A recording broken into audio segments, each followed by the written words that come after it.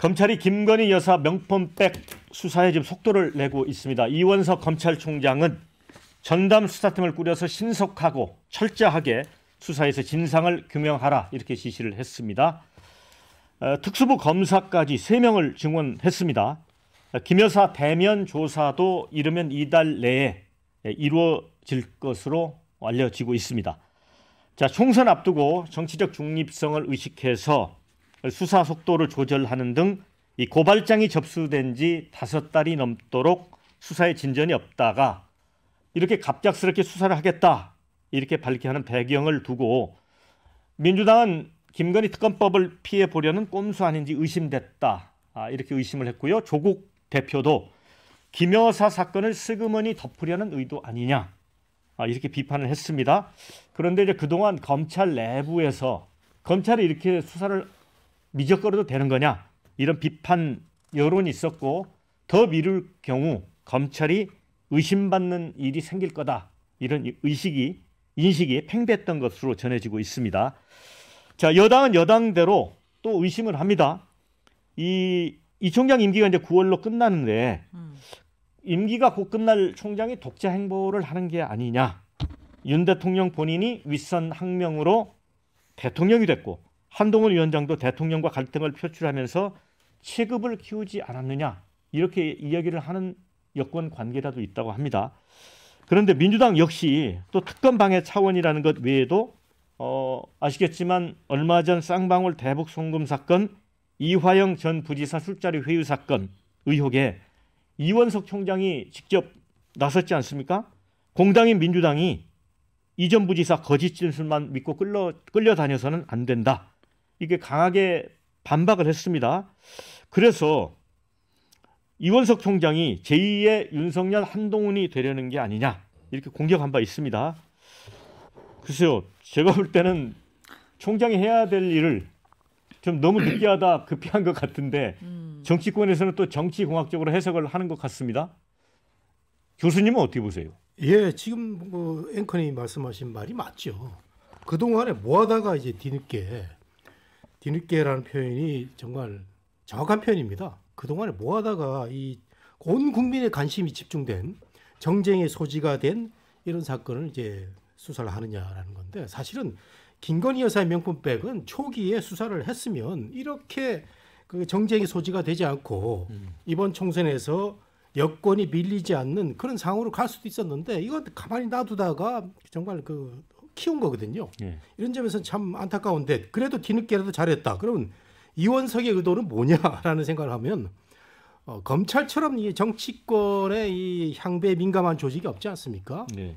본인이 아무리 윤석열의 그림자 같은 부하라고 하지만 정말 이력을 보면요. 윤석열 대통령이 했던 그 자리를 똑같이 따라가면서 심지어는 여주지청장까지 해가면서 따라가면서 그 검찰총장의 자리에 올랐는데 그러나 이 권력의 향배는 냉정한 거죠. 이제 사실상 윤석열 대통령의 힘이 떨어진 상황에서 내가 할 수 있는 일은 지금 정치권의 이 부는 바람을 내가 그래도 겉으로라도 막아야 되겠다는 게 있고 그다음에 실질적으로 이제 특검이 냉정하게 보면 통과된다고 보는 게 확실한데 이 특검이라는 게 뭡니까? 검찰의 정말 그 자존심 상하는 그런 존재 아니겠어요? 특검 뜨기 전에 우리가 해보자라는 것도 있고 또는 윤석열 대통령하고 이신전심으로 이제 소통을 하는 거죠. 그래도 윤 대통령은 내가 막아야지 누가 막느냐 해가지고 김건희 여사 수사를 하면서 뭐 슬그머니 덮으려는 의도가 있지도 않을까라는 의혹이 있는데 저는 우리나라의 검찰총장이 이렇게 얄팍한 생각을 하면 안 된다 이렇게 생각하는데 한번 두고 봐야 되겠습니다. 박원석 의원님, 예. 정 교수님은 약간 약속 대리는 성격도 있을 것 같다 이런 입장인데 어떻게 보세요? 뭐 그런 성격이 있을 수 있겠죠. 왜냐하면 이게 5개월 동안 사실 뭐 방치하다시피 했는데 총선 끝나고 나서 정치 상황이 달라지니까 검찰총장이 사실상 공개 수사 지휘를 한 셈이에요. 좀 이례적이죠. 그렇게 한 배경에는 이 사건의 리스크가 그렇게 크지 않다 이런 판단을 하고 있는 것 같아요. 청탁금지법 위반으로 고발이 됐는데 청탁금지법에 배우자 처벌 조항이 없는 거는 뭐 익히 알려진 사실이고 윤 대통령이 사전에 인지했느냐, 신고의 의무를 다했느냐, 그거는 법률적으로 해석의 그 여지들이 굉장히 많고 논란이 따를 수 있어서 그에 대해서 명확한 판단이 내려질 수 있을까? 그런 점에 비추어 봤을 때 크게 위험성이 높지 않은 사건을 안고 있으면서 검찰이 공정성 의심을 받느니 털자. 그리고 이제 김건희 그 특검이 목전에 다가온 거 아니겠습니까? 종합 특검이잖아요. 예. 명품백 문제나 뭐 양평 땅 문제나 또 도이치모터스 주가 조작 통과될 가능성이 높은데 관련해서 그 이제 특검의 대상이 될 수 있는 사건을 하나라도 줄이자. 이제 이런 판단이 작용한 게 아닌가 싶고요. 또 검찰이 어쨌든 검찰도 이원석 총장이야 9월이면 임기가 끝나지만은 검찰이라는 조직의 영속성은 생각해야 되잖아요. 검찰총장 출신으로서. 지금 윤석열 정부 들어서 검찰이 뭐 공정성이 의심받는 정도가 아니고 거의 정권과 한 몸으로 비춰지고 있고 이원석 총장도 이른바 윤석열 사단의 그런 핵심 인물이었지 않습니까? 이런 상황에서 본인은 임기를 다하지만 검찰 조직의 그 영속성을 생각했을 때 털 수 있는 건 털어야 된다 이런 판단 동시에 작용을 한 것 같은데요. 뭐 일각에서는 이제 대통령실하고 조금 이제 검찰의 기류가 달라진 거 아니냐. 그래서 이상 기류가 흐르는 거 아니냐. 뭐 이런 해석도 있는데 제가 보기엔 그럴 리가 만무하고요. 사단은 그런 게 아닙니다. 사단은 거의 한 몸 같은 게 사단이기 때문에 그럴 가능성은 제가 보기에는 없어 보이고 리스크 관리 차원이다 이렇게 봅니다. 그러니까 어떤 뭔가 좀 덜어내는 부담을 덜어내는 차원에서 한 것 같다 이런 말씀이신 것 같습니다. 장현주 변호사가 보기에는 네. 어떠세요? 이게 아까 대통령의 신고 의무 부분하고 직무상 청탁이 있었느냐 뒷부분 청탁이 있었냐 부분은 사실 가려내기가 쉽지는 않을 것 같은데. 그렇죠. 일단 김영란법 그러니까 청탁금지법상에서는 직무 관련성 부분이 가장 중요한 쟁점인데요. 직무 관련성 부분을 만약에 밝혀낸다라고 한다면 사실은 뭐 배우자에 대해서 직접적으로 처벌 규정이 없다라고 하더라도 뭐 대통령 그러니까 공직자로서의 신고 의무도 있는 것이고 또 뭐 반환해야 되는 의무들이 있는데 그런 게 지켜지지 않았다고 한다면 뭐 수사가 될 수 있는 여지는 있죠. 근데 이제 대통령이 재직 중에는 형사소출을 받지 않는다는 것도 또 헌법상에 보장된 것이기 때문에 그런 부분에서 과연 검찰이 어디까지 수사를 확대할 수 있을지 이런 부분을 좀 지켜봐야 될 것 같아요. 근데 앞서서도 교수님도 그렇고 박 의원님도 그렇고 말씀 주신 포인트가 좀 늦었다라는 거고 그리고 이 시기에 지금 갑자기 뭐 전담 수사팀을 배치해서 수사를 한다고는 하는데 가장 김건희 여사의 어떻게 보면 가벼운 리스크 하나를 가지고 좀 리스크 관리용으로 들어가는 것 아니냐라는 얘기가 나올 수밖에 없는 지점은 분명히 있는 것 같아요. 그런데 우리가 이제 청탁금지법뿐만 아니라 지금 뇌물 관련해서도 확대해서 수사를 해야 된다라고 저는 생각을 하고 그리고 청탁금지법만 보더라도 예전에 다 기억하시겠지만 조국정 장관이 항소심에서 유죄 판결 받을 때요. 그때 이제 따님이었던 이제 조민 씨가 장학금 받은 거를 청탁금지법 위반으로 유죄가 나왔거든요. 예. 그때도 딸이 받은 장학금이 아버지인 공직자 그러니까 민정수석이 받은 청탁금지법 위반으로 받단 말이에요. 예. 그러니까 그런 논리들 특히 이제 뇌물에 관해서도 뭐 자식이 받은 돈을 부모가 받은 뇌물을 본다든지 이런 부분들은 우리가 상당히 법리가 지금 구축이 되어 있기 때문에 앞으로 검찰에서도 분명히 이런 부분 볼 것 같습니다. 물론 비록 배우자가 받았지만 이거를 공직자가 받은 것으로 볼 수 있는 논리들이 뭐 청탁금지법이나 뇌물에서도 법리상 또 판례상 마련된 부분들이 있기 때문에 전담 수사팀까지 마련을 해서 정말 진정성 있게 수사 의지가 있다라고 한다면 광범위하게 여러 가지 법리들을 검토해 보면 될 것이지 뭐 배우자 처벌 규정이 없으니까 끝이다라고 볼 거였으면 수사팀을 마련하진 않았을 거다라고 기대해 보겠습니다. 신조부 대변인. 근데 사실은 이 명품백 관련된 부분은 검찰이 이제 정치적 중립성을 우려해서 이제 수사를 늦췄다 이렇게 해석을 많이 하는데 오히려 사전에 수사를 해서 정리를 했으면 총선에 더 나았지 않았을까요? 사실 이게 그 작년 한 11월 정도에 밝혀진 문제 아니겠습니까? 근데 가방을 준 시점은 2022년 9월이에요. 그러니까 이 가방을 준 지 1년도 더 지나서 공개했다라는 것 자체부터가 일단 공작의 성격이 굉장히 강하고 작년 11월부터 올해 4월까지면 5개월밖에 안 됩니다. 근데 5개월 안에 사실상 수사를 하기는 현실적으로 저는 힘들다고 판단합니다. 그렇기 때문에 뭐 일각에서 주장하는 총선 전에 했으면 이것이 더 나았을 것이다라는 말씀은 저는 반대하는 것이 총선 전에 오히려 수사를 했으면 만약에 수사 결과 문제가 없다라고 한다면 오히려 야당의 정치적 공세 요소로 쓰일 것이고 수사 결과 문제가 있다라고 한다면 오히려 저희 여당에서도 검찰을 향한 공격을 또 하지 않았겠습니까? 그렇기 때문에 지금 상황에서 수사 개시를 한 것은 저는 아주 적절한 판단이다라고 생각을 합니다. 그리고 지금 제가 개인적으로 보건대 지금 야권이 굉장히 자가당착에 빠졌을 겁니다. 지금까지 야권이 주장했을 때 특검을 하는 이유는 네. 검찰이 수사를 하지 않았기 때문에 권력형 범죄인 이것을 특검으로 관찰하겠다라는 입장이었거든요. 근데 지금 막상 검찰이 수사를 하니까 특검을 피하려는 용도 아니냐라고 지금 이상한 주장을 또 펼치고 있습니다. 예. 지금 야당이 굉장히 딜레마에 빠졌을 겁니다. 근데 다만 여기서 중요한 것은 김건희 여사의 이 명품백 수수는 분명히 국고로 귀속이 됐습니다. 그렇기 때문에 이것이 뭐 청탁금지법에 해당이 된다 저는 분명히 아니라고 보고 있고 이 공작적 요소가 강한 요소까지도 정치적 공세의 수단으로 삼으려는 야권이 조금 반성을 해야 될 부분이다. 검찰의 수사를 한번 지켜보시면 좋겠다라는 생각입니다. 근데- 박원석 의원님 그 이제 국고 환수 문제는 뭐 주장이고요. 그거는 검증이 된 바가 없고 수사를 통해서 밝혀져야 된다고 생각하고요. 그리고 현재의 그 청탁금지법 상으로도 윤 대통령의 인지 시점이 굉장히 중요합니다.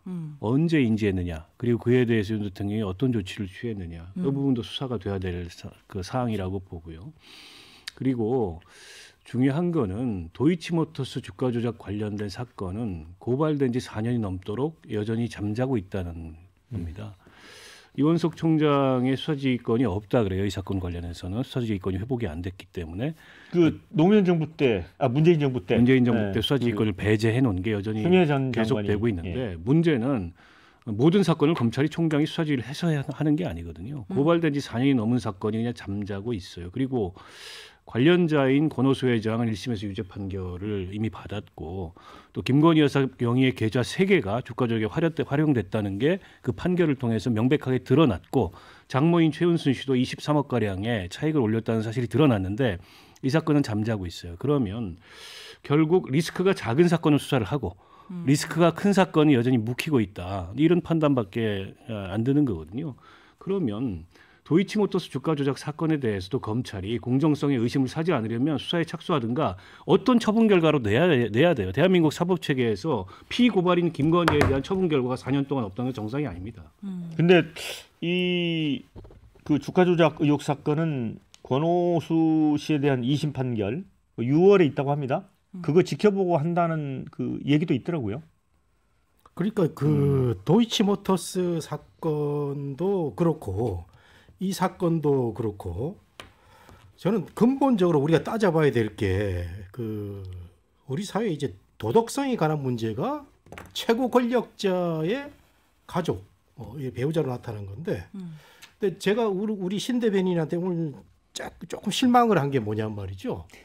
가장 저는 국힘에서 이렇게 그 참신한 정치인들이 앞으로 많이 나와가지고 좋은 정치를 했으면 좋겠다 하고 오늘 아침에 좋은 기분을 갖고 들어왔는데. 지금 우리 신 대변인이 말씀하신 걸 보면은 총선 이전에 그 윤핵관하고 국힘 지도부가 한 얘기하고 똑같습니다. 그때 뭐라고 그러냐면요. 본질은 놔두고 전부 공작이라고 그랬거든요. 공작이 있었기 때문에 공작은 나쁜 거야. 이런 건데 공작은 방법이고요. 본질은 김건희 여사가 이 디올백을 받았다는 겁니다. 속아서 받은 건지 뭐 강요해서 받은 건지 모르겠지만 받았다는 거 이게 문제인 거예요. 이 본질을 이제 들여다보자는 건데 여전히 국힘에 이렇게 참신한 정치인들까지 계속 기존 논리에 그 몰입돼 있으면 좀 문제가 많다는 생각이 들고 저는 우리 사회의 가장 큰 문제가 이제 도덕성이라고 생각이 되는데요. 도이치모터스 뭐 말할 것도 없고요. 이 사실은 명품백이거는 정말 간단하게 그 우리가 짚고 넘어갈 수 있었는데 이게 커진 거고 이번 기회에 저는 우리 사회에서 지도층의 노블리스 오블리주를 한번 들여다봤으면 좋겠어요. 우리 네. 사회가 선진국이 안 되는 이유가 이 정치권이 삼류 아닙니까? 오늘 페루 국민들이 가장 자랑스러운 거는 음식물하고 가장 수치스러운 게 정치라고 그랬는데 제가 딱 그 기사 읽는 순간 이건 우리나라를 그 얘기하는 거구나라는 얘기를 했는데 결국은 노블리스 오블리주의 가장 그 대표격인 김건희 여사 또 김건희 여사뿐만 아니에요. 이재명 대표 부인 김혜경 여사 법화로 저 함부로 돈 쓴 거 이런 거는요 확실하게 그 검찰이 기소를 해가지고 제대로 된 응당한 처벌을 내리는 게 우리나라가 정치 선진국이 되는 그 지름길이라고 봅니다. 네. 자, 댓글 읽어드리고 네. 지금 3대1로 토론이 진행되는 것 같아서 신 부대변인께 기회 드릴게요. 자, 지금까지 뭉개놓고 왜 이 시점에 검찰총장이 수사 지시를 할까? 무슨 꼼수가 있나? 이런 의견 주셨고요. 야당 고발 들어오고 수사 들어갔어도 총선 넉 달 앞두고 영향 미친다고 반발했을 텐데 이런 의견이요. 수사하는 척하고 무혐의로 끝내는 거 아닙니까? 이런 의견이 있습니다. 검찰 수사 결과가 깔끔하면 22대 국회에서 김건희 특검법은 힘을 잃게 될 겁니다. 이런 의견이 있고요. 그냥 보여주기식 하려면 검찰 수사 그만둬라. 이런 의견이 있고요. 김건희 여사 검찰 출두 장면에 관심 집중.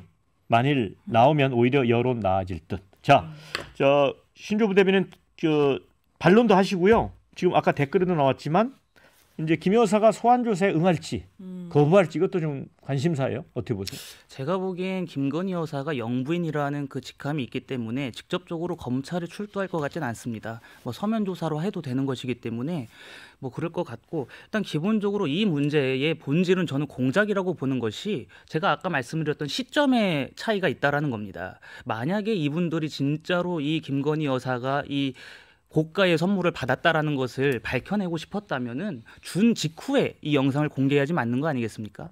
근데 제가 보건대 이 가방을 줘놓고 1년이나 지난 이후에 공개했다라는 것은 그 1년 사이에 김건희 여사가 이 가방을 들고 공개석상에 나오는 것을 기다렸을 겁니다. 분명히 그 장면을 포착해서 이것이 김건희 여사의 개인 금고로 들어갔다, 그것을 증명하고 싶었을 텐데 그게 안 된 겁니다. 그렇다라는 것은 이 가방은 결국에 국고로 귀속이 됐다라고 어떻게 보면 저희가 추측이 가능한 것이죠.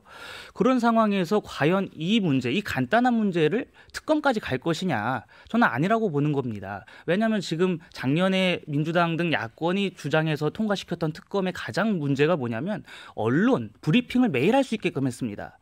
근데 문재인 정권 때 2019년에 조국 당시 법무부 장관이 형사 공보 금지 규정을 만들어서 언론의 브리핑을 금지해놨어요. 그런데도 불구하고 본인들이 내놓은 특검에는 언론 브리핑을 매일같이 수시로 열 수 있게끔 해놨습니다. 이것이 어떠한 정치적 의미를 담고 있는지는 전 국민들이 다 아실 거라고 봅니다. 물론 제 개인적으로 굉장히 아쉬운 점은 이 문제를 왜 빨리 털고 가지 않았냐라는 그 아쉬움은 저도 개인적으로 갖고 있습니다. 교수님 말씀하신 것처럼 저도 국민의 한 사람으로서 이 의혹이 명명백백히 밝혀져야 된다고는 생각합니다. 다만 그 명명백백히 밝혀져야 되는 의혹, 진실에 앞서서 과연 이것을 밝혀내는 수단이 특검이어야 되느냐, 그리고 공작적 성격이 강한 것을 우리가 묵인해야 되느냐, 그것부터 저희가 한번 따져봐야 된다고 봅니다. 네. 자, 그런데 앞서 우리 박원석 의원님도 약간 말씀을 해주셨지만 주가 조작 의혹 사건과 관련해서는 사실은 민주당도 약간 원죄는 있는 거예요. 지난 정권에서 1년 반 넘게 수사를 했는데 종결을 못 지었잖아요. 글쎄요, 그걸 뭐 원죄라고 표현하면 뭐 그렇게 표현이 될 수도 있겠지만 저는 좀 동의하기는 어려운 게요. 당시에 뭐 문재인 정부의 검찰에서 탈탈 털어서 아무것도 안 나왔다라는 이제 논리가 뭐 있는 것 같더라고요.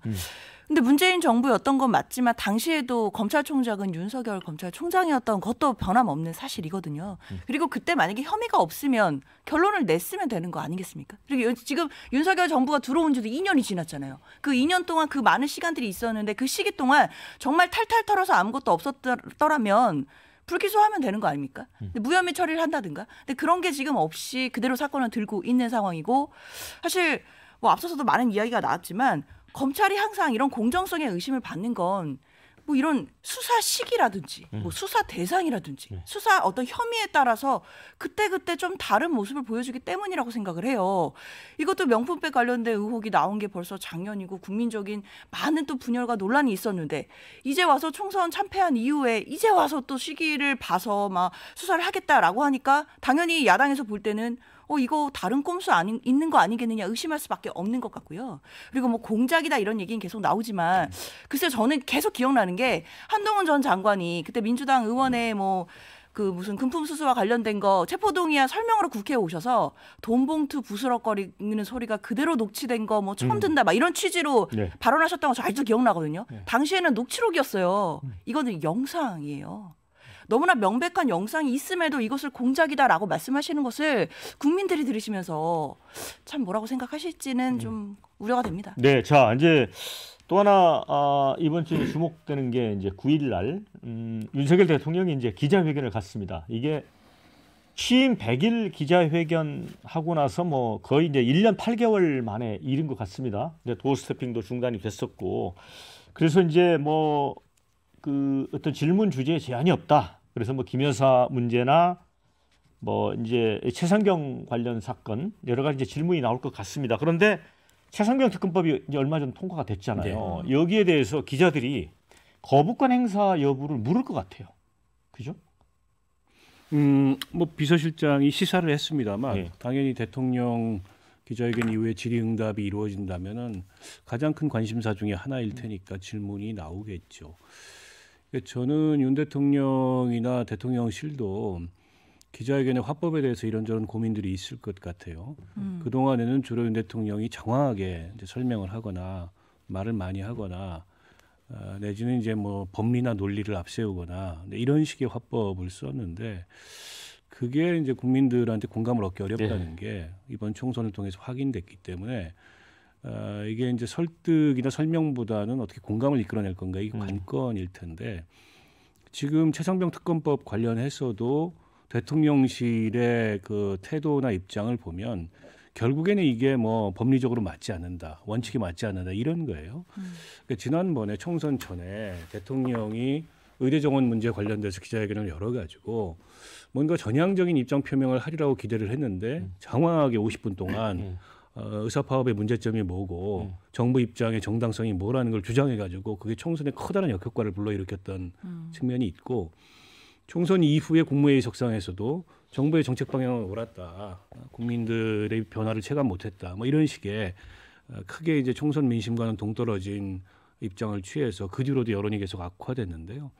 내일 만약에 종전의 윤 대통령 스타일이 바뀌지 않은 그런 동일한 화법을 구사한다면 아마 기자회견을 안 하느니만 못한 결과를 가져올 거다. 그래서 솔직하고 허심탄회하게 국민들과 소통하고 이제 국민들이 느끼는 그런 어떤 지난 그 2년간의 국정 운영에 대해서 공감하는 그리고 변화의 의지를 시사하는 이런 모습이어야지 그렇지 않으면은 제가 보기에 또 대통령이 국민들 야단치는 듯한 그런 기자회견을 하면 아마 이 역효과가 훨씬 더 크지 않을까 싶어요. 신조부 대변인, 이제 최상병 특검 관련해서는 아마도 질문 중에 대통령이 이 사단장까지 처벌하는 부분에 대해서 경로했다라는 그 이제 소문들이 많이 있었기 때문에 그런 질문도 이어질 것 같습니다. 네. 근데 대통령이 이번엔 좀 이제 대답 방식이 좀 많이 달라지겠죠? 상식적으로 보면. 그렇습니다. 저도 대통령께서 이번 기회로 불통의 이미지가 아니라 어느 정도 소통한다라는 이미지를 좀 구축하셨으면 좋겠습니다. 그동안에 뭐 박원석 의원님께서 말씀하신 것처럼 대통령의 소통 방식에 대한 비판들이 굉장히 많았고 저도 국민의 한 사람으로서 굳이 저렇게 소통을 하셔야 되나라는 부분들이 있었습니다. 그러한 지점들이 존재했었기 때문에 이번 기회에 그 기자들의 언론인들의 질문을 뭐 가감 없이 받겠다라는 거 아니겠습니까? 예. 그러한 질문들에 피하려고 하시지 말고 또 뭐 경로한다거나 이제 그런 말씀하시지 말고 오히려 네. 솔직하게 담백하게 국민 앞에 이 상세한 정황들을 말씀해 주신다면 저는 오히려 이번에 여론이 좀 바뀌는 계기가 되지 않을까라고 생각합니다. 그렇기 때문에 뭐 최상병 특검이라든가 뭐 부인 김건희 여사 관련 논란이라든가 뭐 여러 가지 현안에 대해서 솔직하고 국민께 숨김 없이 좀 말씀을 해주셨으면 좋겠습니다. 네, 우리 장 변호사님은 네. 크게 변화할 것 같습니까? 변화를 주셨으면 좋겠어요. 그 많은 국민들이 기대하실 것 같고, 뭐 앞서 이제 박 의원님도 말씀 주셨지만 총선 이후에 대통령의 어떤 그 이야기들이 뭐 국무회의에서 모두 발언 형식으로 나온다든지 형식부터 좀 아쉬웠죠. 기자회견도 아니었고 국무회의에서 석상에서 얘기하는 거였고 그 내용도 뭐 국정 방향은 옳았지만 뭐 국민들이 체감을 못하셨다 뭐 이런 취지다 보니까 듣기에 따라서는 이거 총선 민심을 대통령실이 제대로 이해 못한 거 아니냐 이런 얘기 나올 수밖에 없었거든요. 그렇기 때문에 이제는 정말 모처럼 기자회견을 하는 거니까 기자들이 정말 가감 없는 질문 던졌으면 좋겠고요. 그 자리에서 저는 예전에 그 KBS 대담에서 대통령께서 그런 얘기 했잖아요. 뭐 박절하지 못해서 이렇게 받았다라는 예, 취지로 예. 말씀을 주셨는데 그 얘기가 저는 국민들에겐 참 박절했다고 생각이 들거든요. 이번만큼은 대통령이 국민들에게 좀 박절하지 않게 대답을 좀 풍부하게 좀 해주셨으면 좋겠다라고 기대합니다. 네, 댓글에 기대 1도 안함 이런 의견이 있고요. 절대 윤 대통령 안 바뀔 것 같다. 기자회견 끝나고 나면 불통 그대로 평가 나올 듯 이런 의견들이 있습니다. 반면에 최상병 특검 경로한 것 소상하게 설명하면 특검법 거부 명분 생길 것 같다. 이런 의견도 주셨습니다. 교수님 짧게. 예, 그 대통령이 저는 바뀌지 않을 것 같은 그런 그 정말 불길한 예감이 드는데 지금 뭐 여야당 대변인들 모두가 대통령 바꿨으면 좋겠다는 게 국민들 얘기거든요. 예. 대통령 안 바뀌는 이유는 본인의 그 권위주의적인 스타일입니다. 그럼 대통령의 권위주의를 누가 만들었느냐? 약한 야당, 약한 언론이 다 만든 거예요. 권위주의에 그 아주 익숙해 있는 국민들 영수회담이란 말도 안 썼습니다. 근데 예. 이게 썼고 말이죠. 이런 점에서 윤 대통령이 힘이 없다는 대통령을 인식을 해야 정말 국민들한테 속을 털어놓는 그런 자세가 되지 않을까 생각이 됩니다. 네.